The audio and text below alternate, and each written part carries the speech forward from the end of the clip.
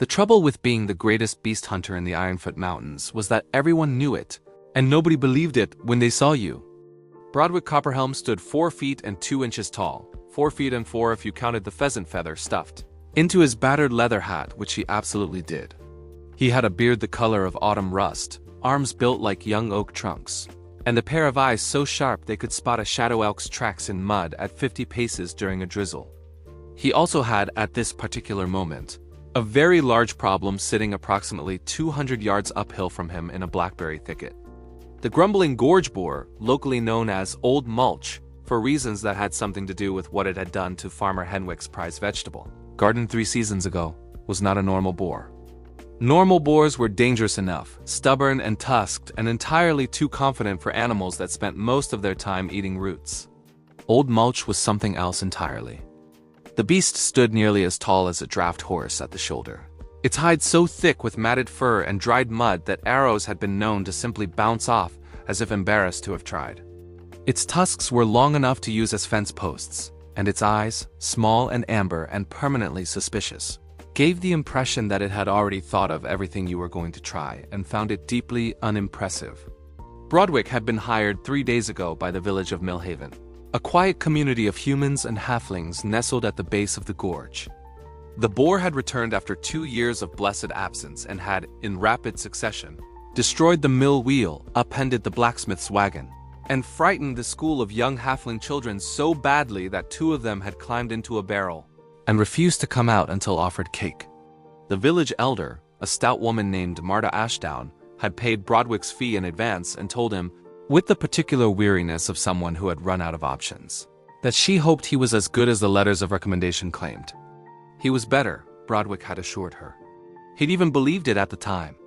Now, crouching in a stand of ferns with his crossbow resting on his knee, and a tracking charm, a small copper disc etched with a boar's silhouette, enchanted with a basic locate creature effect, warm in his palm, he was revising his confidence slightly downward. The charm pointed unerringly toward the thicket. Old Mulch was in there. And Old Mulch, unless Brodwick's ears were deceiving him, was making a sound he had never once heard from a boar in 40 years of hunting. It was snoring. A boar asleep, in a blackberry thicket. In the middle of the afternoon, Brodwick scratched his beard slowly. His hunting instincts, honed over decades, were sending him a message. The message was, something is wrong. His practical side, honed over the same decades of staying alive, agreed completely. Sleeping prey was not a gift from the gods. Sleeping prey was a trap you hadn't identified yet. He took 1 careful step forward through the ferns, then another. The snoring continued deep, rolling, almost peaceful. He could see the thicket shifting very slightly with each exhale, as if the earth itself were breathing. The smell hit him like a wall. Boar musk, yes, but something else underneath it. Something sharp and green and strange, like a thunderstorm compressed into an herb. Brodwick froze. He knew that smell. He had encountered it once before, during a contract in the Thornwood, and the memory attached to it was not pleasant. Wild sage of forgetting. A plant that grew in patches throughout the mountain range, largely harmless to most creatures. Mostly harmless. To boars, in the right quantities, it acted like a sleeping draught of considerable power. Old Mulch had apparently wandered into a patch and had a very satisfying accidental nap. Which raised the question, who had planted a patch of wild sage of forgetting directly in the path of a 1,200-pound boar that had been terrorizing a village? Someone, Brodwick realized with a slow, sinking certainty, had gotten here first. She dropped out of the oak tree so quietly that Brodwick's crossbow was halfway up before he registered the sound. She landed in a crouch on the mossy ground, one hand resting on the short hunting blade at her hip, and regarded him with the calm assessment of someone deciding whether a situation was interesting or merely inconvenient. She was a half-elf, perhaps 30 years in human terms, with the slightly pointed ears and angular cheekbones of her elven heritage, but the broader, earth-colored clothing sensibility of someone who had spent most of her life outdoors among humans. Her dark hair was pulled back in a practical knot. Her eyes were the gold green of river water in late summer. "Copperhelm," she said. "Not a question.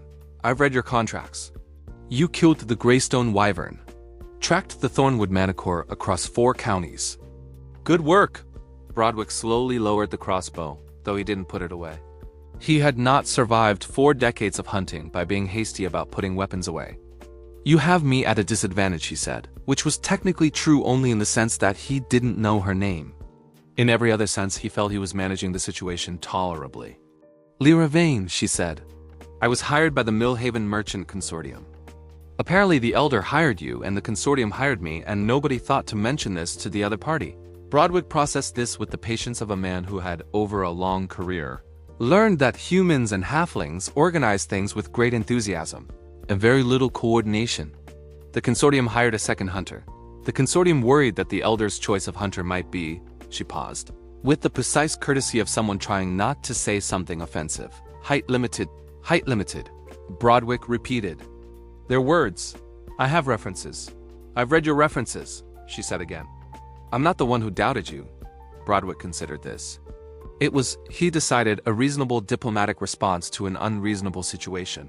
And he was enough of a professional not to shoot the messenger. He looked back toward the thicket, where old Mulch was still snoring with the serene confidence of a creature that had never lost an argument. "The sage," he said. "That was yours. I needed to study it first." She moved to stand beside him, and he noticed she moved through the ferns without bending a single frond. Old family, that elf trained from childhood, probably. "It isn't just a boar, Copperhelm. I've been tracking it for 2 days. There's something unusual about its behavior. It destroyed a mill wheel and terrified children. Before that," she said. "In the fortnight before it came to Millhaven, I backtracked it through the gorge. It wasn't just wandering. It was running.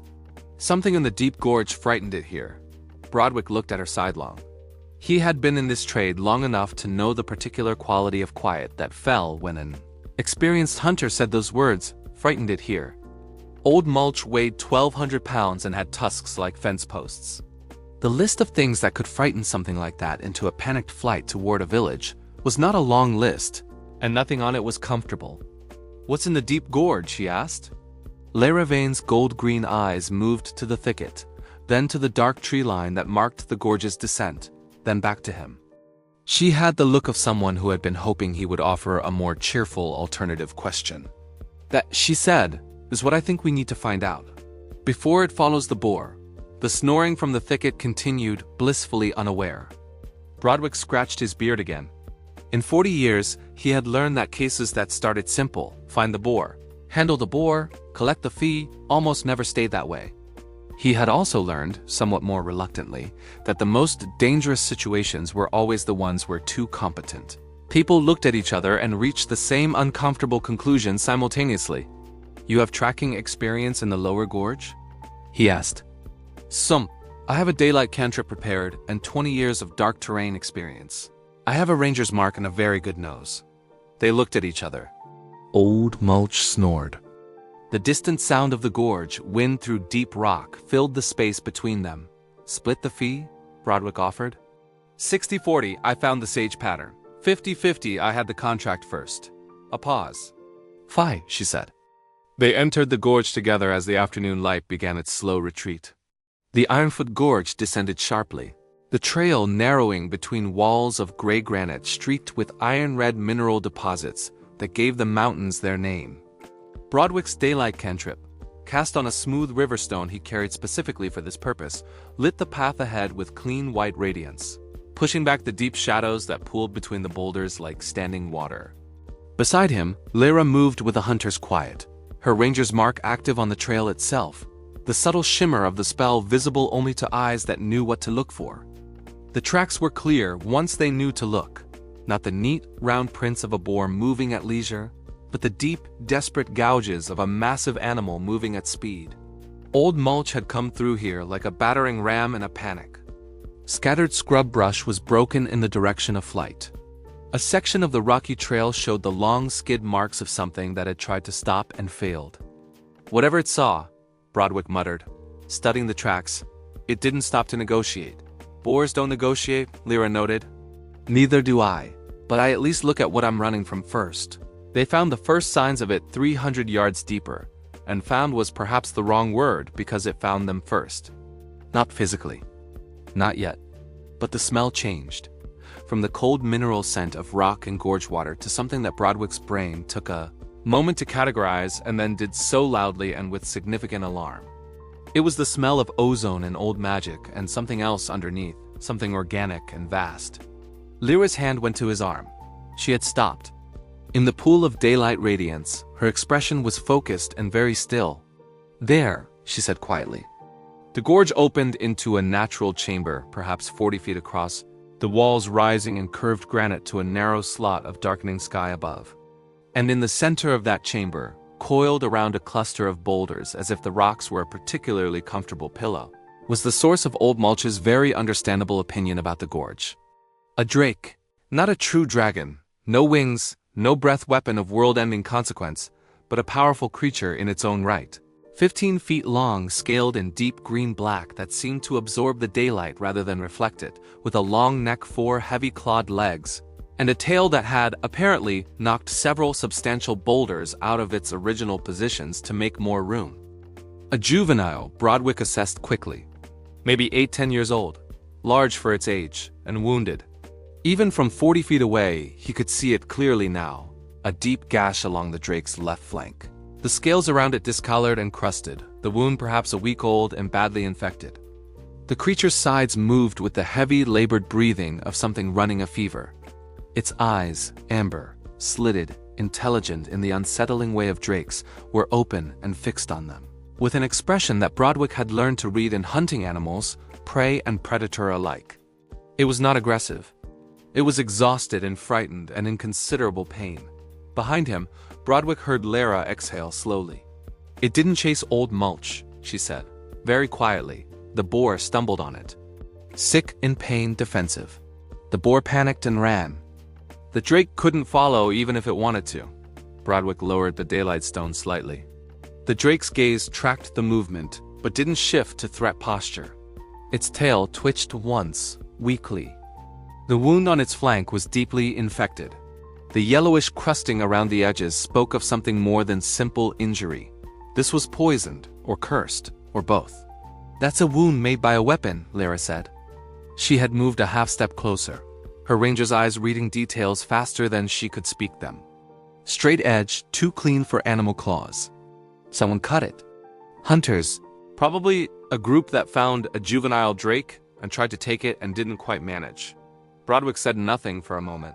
He was doing mathematics of a sort that had nothing to do with numbers.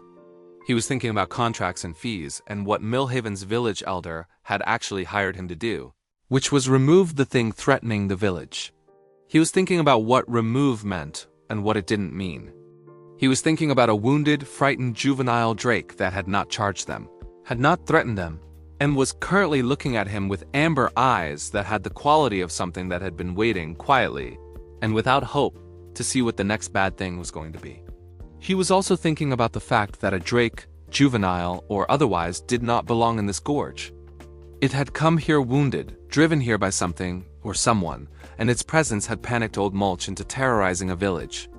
The root cause of every problem in this story, Brodwick realized, was not a boar and not a drake. It was whoever had wounded the drake and driven it here in the first place. "Can you treat a wound like that?" he asked Lyra. She looked at him, then at the drake, then back at him. "With a lesser restoration spell and a proper poultice, yes," she said carefully. "In theory? In practice?" "In practice it would require getting close enough to apply both, and convincing a wounded predator to allow that." "Right," Brodwick said. He reached into his pack and withdrew his emergency ration, a large piece of hard cheese, a section of dried elk sausage, and a square of dark rye bread, which was in his experience the most universally respected combination of foods among mammals of all sizes. He set them on the ground in front of him. Then he sat down cross-legged on the stone floor of the gorge chamber, 12 feet from the drake, and waited. Lyra stared at him. "What are you doing?" "Introducing myself," Brodwick said. "Pull out anything edible you have. It took 2 hours, a great deal of patience, 4 pieces of dried elk sausage, and 1 genuine moment of genuine personal danger when the drake sneezed unexpectedly, and its head lurched forward to within 3 feet of Brodwick's face, an event which he received with admirable composure, merely leaning back and waiting for it to pass. But by the time the gorge was fully dark above them, and the stars visible through the stone slot overhead, Lyra had applied the lesser restoration spell and a poultice of gorge herbs to the wound. and the drake was breathing easier. It had a name, or rather what passed for one in its own scale of communication. A low, resonant vibration it made when content, which Lyra translated with the linguistic confidence of someone who had studied draconic linguistics in a previous and somewhat more academic chapter of her life as roughly Ember Understone. Brodwick decided to call it Ember for short, which the drake seemed to regard as an acceptable abbreviation, given that it stopped trying to remove his hat every time he came within range. The hat incident had been tense. By the second hour, Ember was accepting food directly from Brodwick's hand. Carefully, with the delicate precision of an animal that was trying very hard not to bite the creature helping it. Brodwick had worked with injured predators before: wolves, a broken-winged griffin once, a wyvern that had seemed almost grateful for the splint he'd fashioned for its damaged wing before it ate his lunch. He knew the particular quality of watchful patience that a hurt animal extended to someone it had decided, provisionally and without guarantee, to trust. The hunters who did this, Brodwick said, while Lyra refreshed the poultice, will come back, probably, she agreed. A juvenile drake of this quality. The scales alone are worth a merchant's annual income to the right buyer. They'll have marked the gorge on a map. Then we have until they return. He looked at Ember, who was now watching him with the amber-eyed attention of something that had recalibrated its understanding of small bearded bipeds significantly upward. The village needs to know about this. Not to hunt it, to keep clear while it heals. And the hunters? Brodwick's expression settled into the particular set that 40 years of work had given him. Not cruel, not aggressive, but absolute in the way that a mountain is absolute. I still have my contract. What the village paid for was the removal of the threat to Millhaven. I'll report back that the threat has been neutralized. Which it has. He looked at the drake's flank, the wound already looking cleaner, the crusting beginning to loosen under the spell's influence. And then I'll spend a few days in the area. Lyra raised an eyebrow. As a registered hunter, in the area of a valuable unprotected drake, for a few days. Camping, Brodwick said. I enjoy camping. She was quiet for a moment. Then the corner of her mouth moved slightly in what was not quite a smile. I also enjoy camping. They emerged from the gorge at midnight, following the trail back up through the darkness. Above, the village lights of Millhaven were visible as warm points on the hillside. Behind them, in the deep chamber, Ember settled into sleep with the cautious peace of something that had learned, in a single night, that not all small approaching figures meant harm. Marta Ashdown met them at the village gate, wrapped in a shawl and carrying a lantern, with the expression of a woman who had stayed awake out of professional obligation and personal stubbornness. Well? She said. The boar? Sleeping, Brodwick said. The sage will hold through tomorrow. We'll relocate it in the morning. Deeper into the eastern range, away from the village. It won't come back. The elder looked at them both. The short, rust-bearded dwarf and the half-elf with mud on her boots and something attentive in her eyes. And what sent it here in the first place?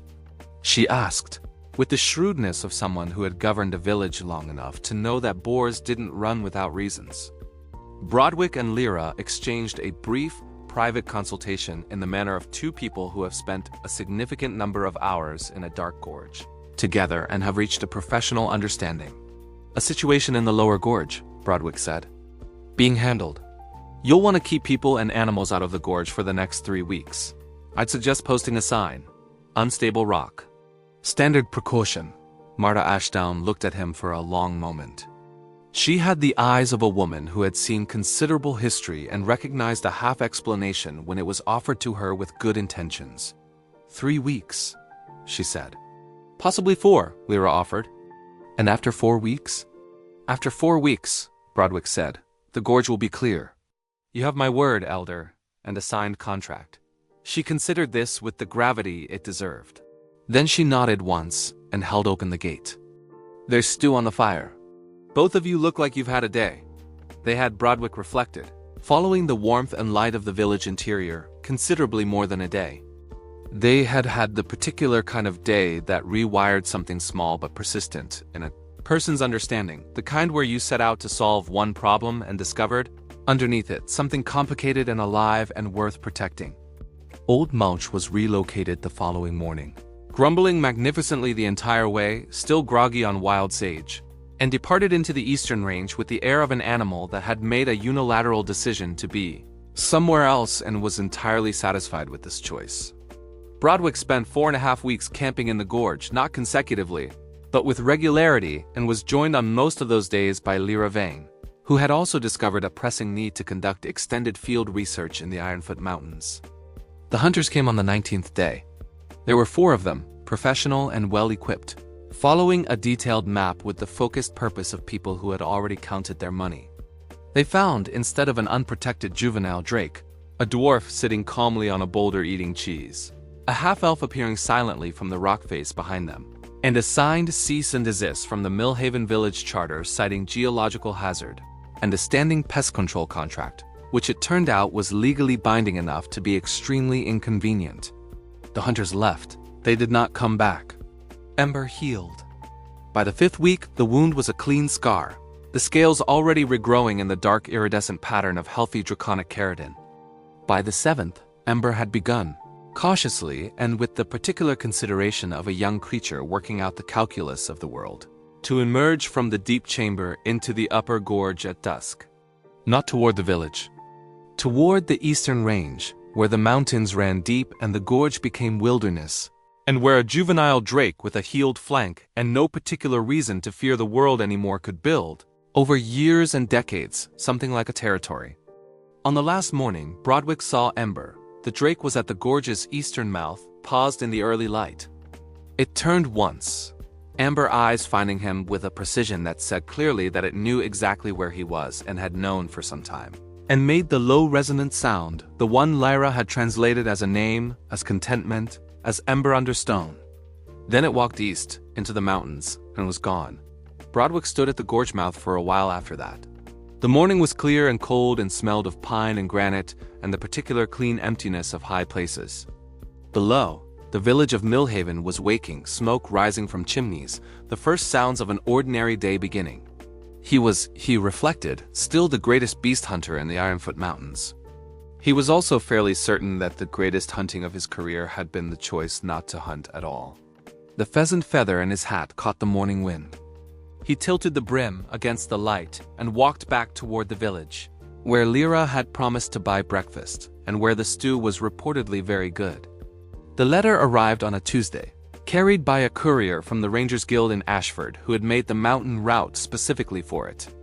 It was addressed to Brodwick Copperhelm, CO Millhaven Village, because Brodwick had by then established a semi-permanent address in a converted storage room above the village inn, a situation that had begun as convenience, and had settled, without anyone formally discussing it, into something rather more like home. He read it at the breakfast table, over eggs and dark bread, while Lyra read a survey report across from him and ignored him in the comfortable way of someone who has no need to pay attention, because they will hear about it eventually regardless. The letter was from a ranger outpost in the Kestrel Peaks, 4 ranges east and some 160 miles from Millhaven.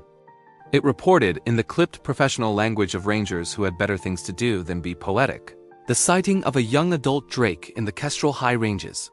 Large, healthy, green-black scaled, no territorial aggression recorded. It had been observed for 3 weeks. It had not, in that time, threatened a single village, attacked a single traveler, or caused any difficulty whatsoever. It had, however, been observed on 2 separate occasions, leaving large portions of hunted elk at the edge of the Kestrel outpost clearing, in the manner of an animal that had made, somewhere in its accumulated experience, a careful distinction between humans who were threats and humans who were not. The rangers wanted to know if anyone had prior experience with the individual animal for their records. Brodwick set the letter down. He looked out the window at the Ironfoot Mountains, the rock and pine country he had spent 42 years crossing in every weather, in every season, in every quality of light. The morning was bright and unhurried. Somewhere in the eastern range, nothing was happening that required his attention. He picked up a pen, pulled a fresh sheet toward him, and wrote back to the Kestrel outpost in his blocky, confident, dwarvish-influenced handwriting, 1 sentence, because it was all that was needed, prior acquaintance confirmed. Treat with respect, and the occasional piece of dried elk sausage. You won't have any trouble. He folded the letter, sealed it, and set it beside his empty plate. Across the table, Lyra turned a page of her survey report without looking up. "Good news?" she asked. "The best," Brodwick said. He poured himself a second cup of tea, and the morning continued exactly as it should. O destino desta historia, esta nas suas mas. Se voca acredita que o herói não está sozinho. Dix su like. Se voca vaio o que os outros não ouviram. Escreva sua teoria nos comentários. E se voca precisa saber o que acontece a seguir, inscreva-se. O próximo capítulo vai mudar tudo.